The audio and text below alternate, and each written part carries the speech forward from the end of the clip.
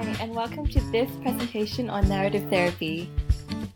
So, narrative therapy centers around the idea that people are the experts of their own lives, and this therapy technique in particular views problems as separate from the individual. Here, issues are not restricted within the clients, but are rather influenced by what's around them.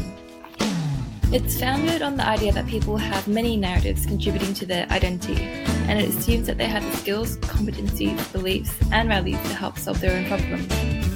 It centers around an engagement in restoring a client's narrative by reconsidering, reappreciating, and most importantly, reauthoring the client's preferred lives and relationships. So this therapy technique was first developed by David Epson and Michael White.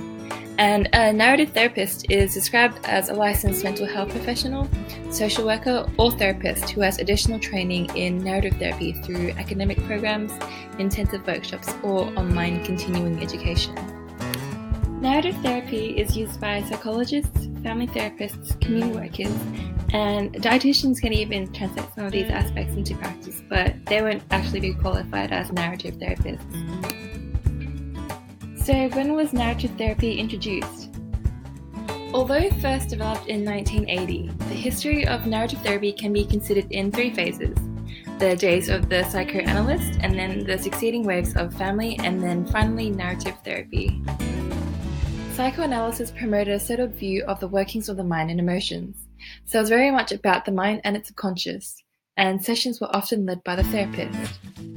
Family therapy broke the psychoanalytic idea, focusing just on the inner workings of the mind, but the idea of master therapists still prevailed.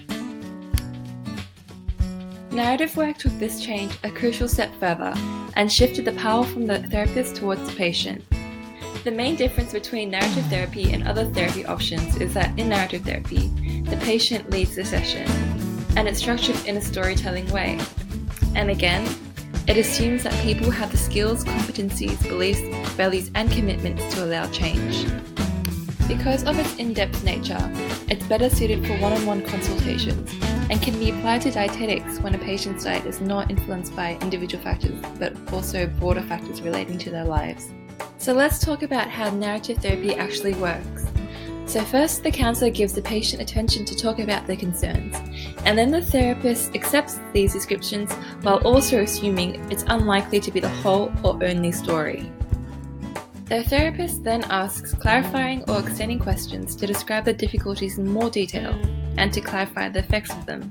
Next, the patients are encouraged to give names, a single word or short phrase to describe the problem, for example, depression or stress. This enables the person to feel more in control of their problem and gives a precise definition for externalization of the issue. Externalizing language is used to separate the patient's identity from the problem. An example would be to say, depression invaded your life, versus you became depressed.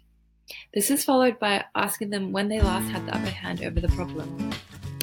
The patient is then invited to take position on the problem, and this is where therapy reaches its turning point. They either decide to remain dominated or can decide to take into account the richer story that the therapist has encouraged them to tell. The use of therapeutic documents summarizes the patient's discoveries and describes the person's perceived progress. And therapy ends when the patient decides that their self-story is rich enough to sustain. The final session can be organized as a joyful occasion, and the patient may be presented with a certificate to mark the occasion.